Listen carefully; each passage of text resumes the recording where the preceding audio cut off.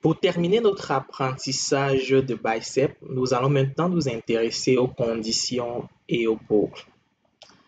Lorsque vous travaillez avec des modèles bicep, les conditions et les boucles peuvent vous aider à rendre vos déploiements Azure beaucoup plus flexibles. Avec les conditions, par exemple, vous pouvez déployer des ressources uniquement lorsque des contraintes spécifiques sont respectées. Et avec des boucles, vous pouvez déployer plusieurs ressources qui ont des caractéristiques similaires. On va par exemple voir pour commencer comment est-ce qu'on peut utiliser des conditions. Dans le script qu'on a ici, on va s'appuyer sur les conditions pour pouvoir définir par exemple notre niveau de plan tarifaire. OK? Alors, lorsque l'utilisateur va exécuter notre module bicep, il doit définir le type d'environnement qu'il veut mettre en place. On a le choix entre non-prod et production. Lorsque l'utilisateur saisit le non-prod, on voudrait que, au moment de créer nos ressources dans Azure, que le plan de service soit le plan de service F1, qui est le gratuit. Par contre, s'il a défini prod, on voudrait que le plan de service soit le standard S1. Pour mettre cela en place, on va tout simplement s'appuyer sur les conditions.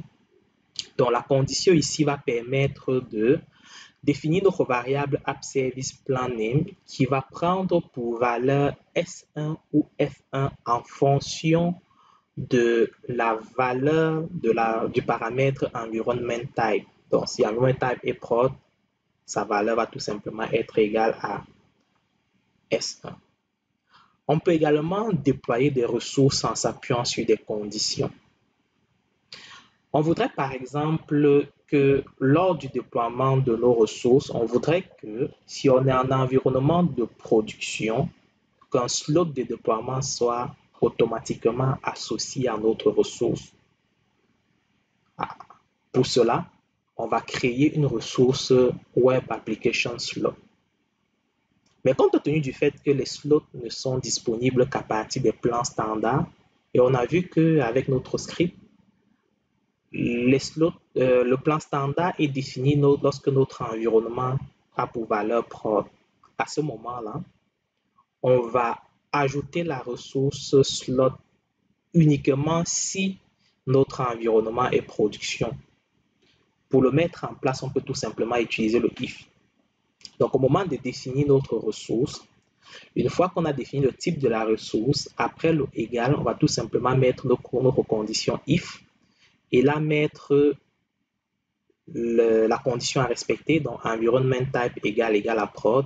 Une fois que c'est fait, on ouvre tout simplement les accolades et on vient définir la ressource à créer, c'est-à-dire ici notre Web Application Slot. Maintenant, si on veut déployer plusieurs ressources qui ont les mêmes caractéristiques, à ce moment, on va s'appuyer sur les boucles. Comment est-ce qu'on fait donc pour définir les boucles? Alors, moi, je voudrais par exemple qu'à l'exécution de mon script, je puisse avoir plusieurs app services qui sont créés. Et bien évidemment, pour cela, je peux m'appuyer sur les boucles.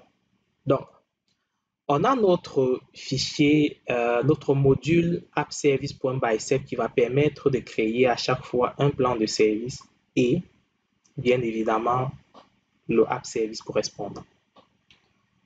Pour mes besoins, je voudrais que lorsque je vais exécuter mon modèle bicep, je voudrais avoir deux environnements identiques que j'appelle test 1 et test 2.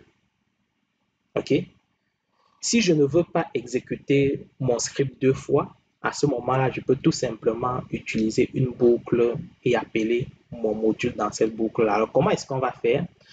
Ici, on va par exemple définir un tableau qui va permettre de spécifier le préfixe de chacune de nos ressources. Donc, on aura test 1 et test 2. Maintenant, au moment d'appeler notre module avec le mot-clé module, à la suite de la définition du chemin du module après le égal, on va maintenant utiliser le for pour définir notre boucle. Le for a préfixe in préfixe qui est mon arrêt contenant ma liste de préfixes. Et une fois que c'est fait, j'ouvre tout simplement mes accolades et je mets les caractéristiques de mes ressources. OK? Et lorsque je finis, à la fin, bien évidemment, je dois fermer mon for, comme on le voit ici.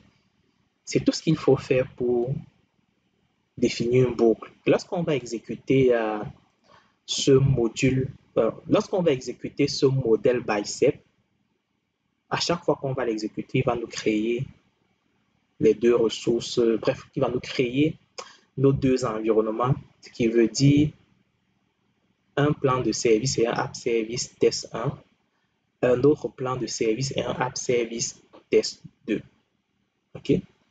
Il y a plusieurs autres notions essentielles que nous n'avons pas vues dans le cadre de cette formation, mais je mets à votre disposition toutefois les liens qui vont vous permettre d'aller vous informer là-dessus. On a justement la notion de sortie, output, les scopes, qui sont les étendues. On a aussi les fonctions. Donc, ce lien va vous permettre de visualiser les différentes fonctions qui sont disponibles dans la plateforme Bicep et comment est-ce que vous pouvez les utiliser pour répondre à vos besoins. On a également les opérateurs qui sont supportés, dans l'opérateur d'addition, soustraction, etc. La liste de tous les opérateurs qui sont supportés par Bicep sont disponibles au travers du lien que vous avez à l'écran. C'est tout pour cette capsule vidéo. Merci pour votre participation.